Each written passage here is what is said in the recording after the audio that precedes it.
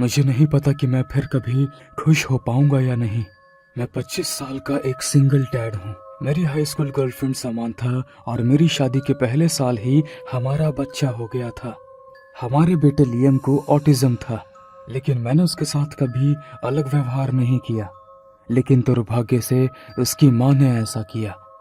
Samantha उससे प्यार नहीं कर सकती थी और मुझे अभी भी समझ नहीं आया कि क्यों। क्योंकि लियम हमेशा उससे प्यार करता था। जब भी वो उसके करीब आती, वो उसकी गोद में रहने के लिए अपनी प्यार भरी बाहों को फैला देता। लेकिन समांथा ने हमेशा नफरत से अपना मुंह फेर लिया। हमारी शादी टिक नहीं पाई और एक पॉइंट के बाद वो हमारे बेटे या मुझसे कोई मतलब नहीं चाहती थी। उसने मुझे किसी अमीर आदमी के लिए छोड़ दिया। लेकिन मैं लियम का पिता होने पर खुश और प्राउड था। वो मेरे खुशी का एक लौता कारण था। मेरे कई रिश्तेदारों ने मुझसे कहा है कि एक बच्चे को पालना एक अकेले पिता की बस की बात नहीं है, इसलिए मुझे दूसरी शादी करनी चाहिए। लेकिन मैं उन सबको गलत साबित करना चाहता था। पेरेंटिंग सिर्फ जेंडर पर ही डिपेंड नहीं करता, ये प्यार और देखभाल पर निर्भर करता है। वो अक्सर खिड़की से बाहर देखता और पड़ोस के बच्चों की ओर इशारा करके कहता, डैड, वे कहते हैं कि मैं अलग हूँ। अलग? क्या मैं हूँ अलग? वो अपने ऑटिज्म के कारण शब्दों को दोहराता था, लेकिन मैंने हमेशा उसे मजबूत महसूस कराया। मैंने कहा, हाँ, वे सही हैं। तुम दूसरे बच्चों से अलग हो। तुम उनमें से किसी से भी ज्यादा दयालु, आनंदमय और अधिकतर मजबूत हो, इसलिए तुम अलग हो। इससे कम किसी को तुम बताने मत देना।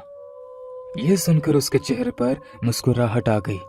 लियम के दिमाग का विकास धीमी गति से हुआ, इसलिए भले ही वो 9 साल का था, फिर भी वो 5 साल के बच्चे जैसा बिहेव करता है। जब भी हम बाहर होते थे तो मैं लोगों को उसे नोटिस करते हुए देखता था, लेकिन मैंने हमेशा उसका सिर ऊंचा रखा ताकि उसे एहसास हो कि उसके पिता को उस पर गर्व है।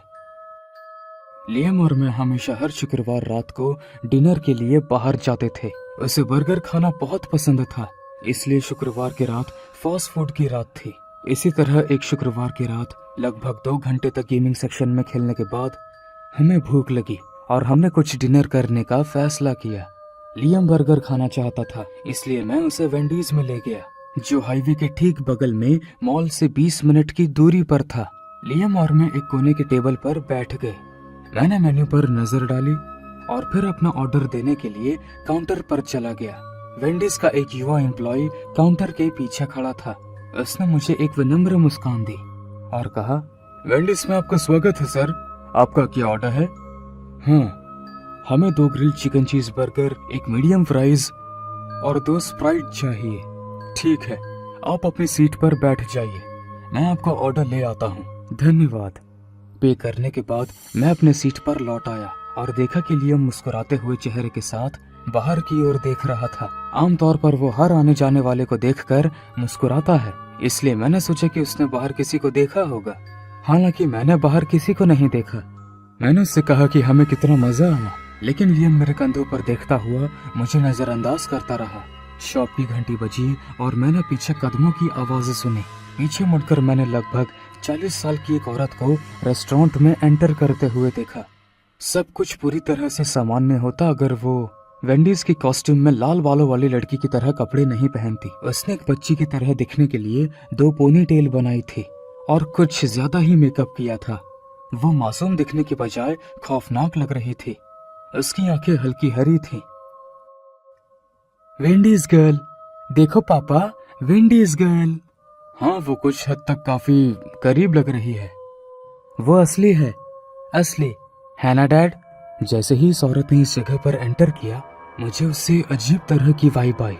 काउंटर के पीछे का वेंडीज एम्प्लॉय भी इस अजीब कस्टमर को देखकर असहज लग रहा था। वहाँ खाना खा रहे 2-3 लोग उसके अजीब रूप को देखकर आपस में कानाफूसी करने लगे। कहने की जरूरत नहीं है, उनमें से किसी को भी ये देखने की आदत नहीं थी कि वे क्या देख रहे थे। इस बीच हमारा खाना आ गया और लियम का ध्यान इस पर से हट गया। मैंने भी अपने खाने पर ध्यान दिया। मैं बस जल्दी खत्म करना चाहता था ताकि हम घर जा सकें। तुम क्यों हंस रहे हो लियम? उसकी नाक पर चम्मच है। उसकी नाक कितनी फनी लग रही है। मैंने उस औरत की तरफ देखा तो वो मेरे बेटे को हंसाने के लिए कुछ अजीब हरकतें कर रही थी। कोने की टेबल पर बैठकर उसने अपनी नाक पर प्लास्टिक का चम्मच चिपका लिया और अजीब चेहरे बनाए, जो काफी परेशान करने वाला लग रहा था। लेकिन वो कुछ गलत भी नहीं कर रही थी, इसलिए मैं इस समय उसके व्यवहार के बारे में उससे बात नहीं कर सका। तुम्हारा नाम क्या है? क्या तुम्हारा नाम मिस्टर स्माइली फेस है? लियम, मैं लियम हूँ। उस औरत ने मुझे पूरी तरह से नजरअंदाज कर दिया और मेरे बेटे से ऐसे बात करने लगी जैसे मैं वहाँ था ही नहीं। क्या तुम्हें मेरा हेयर स्टाइल पसंद है लियम? तुम बहुत फनी हो। फनी? तो तुम कहाँ रहते हो? एक्सक्यूज मी, मेरी बात सुनिए। लियम, तुम कहाँ रहते हो? मैं उसके दुस्साहस से दंग रह गया। जब मैंने उससे पीछे हटने के लिए कहा तब भी वो हिल नहीं रही थी। औरत ने अपनी गंदगी से भरी हड्डियों वाली उंगली उठाई और लियम के गाल पर सहलाने लगी। मैंने उसके हाथ पर थप्पड़ मारा और कहा, ओ, मेरे बेटे से दूर हो जाओ। तुम एक रूड फादर हो। मैं बस तुम्हारे बच्चे के साथ खेलना चाहती हूँ। खैर, हमें अकेला छोड़ दो, वरना मुझे कुछ गंभीर कदम उठाने होंगे। क्या यहाँ कोई प्रॉब्लम है सर? वेंडीज का एम्प्लॉय भी आया और मैंने उसे बताया कि ये औरत कितनी अजीब थी। एम्प्लॉय ने अपनी ओर से माफी मांगी। उसने औरत से कहा कि या तो चुपचाप बैठकर खाना खाए या तुरंत रेस्टोरेंट से निकल जाए। ये सुनकर औरत की आंखें गुस्से से फैल गईं और उसने अपनी तीखी आवाज में एम्प्लॉय से कहा, क्या तुम मुझे बाहर नहीं निकाल सकते? मैं विंडीज गर्ल हूँ। क्या तुम मुझे पहचान नहीं सकते? मैम, प्लीज अपनी सीट पर बैठ जाइए, आप दूसरे लोगों को परेशान कर रही हैं। चुप रहो बेवकूफ, और भाड़ में जाए तुम्हारा रेस्टोरेंट। औरत ने एम्प्लॉय की बेइज्जती की और उसके बाद कुछ और भी घृणित काम किया। वो अपने टेबल तक चली गई, अपने खाने पर थूक दिया और टेबल को जमीन पर पटक दिया, जिससे एक बड़ा सीन क्रिएट हो गया था। वो रेस्टोरेंट से चली गई। साइको औरत, तुम्हें पुलिस को रिपोर्ट करनी चाहिए। मैं करूंगा, इसलिए हमारे पास सीसीटीवी है। एम्प्लॉय पुलिस को बुलाने गया और मैं लियम के साथ रेस्टोरेंट से बाहर निकल गया। हम अपनी कार के अंदर बैठे और घर की ओर चल पड़े।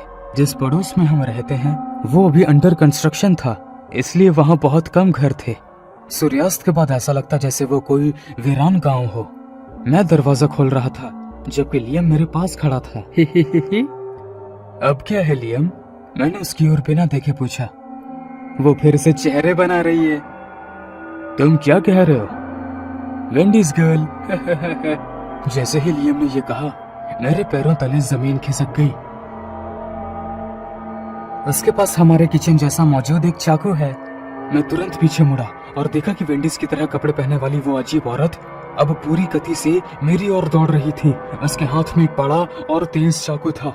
उसकी आंखों में नफरत और चेहरे पर गुस्सा था, लेकिन उसकी खौफनाक मुस्कान अब भी बरकरार थी। वो नरक से आई हुई वेंडीज गर्ल की तरह लग रही थी।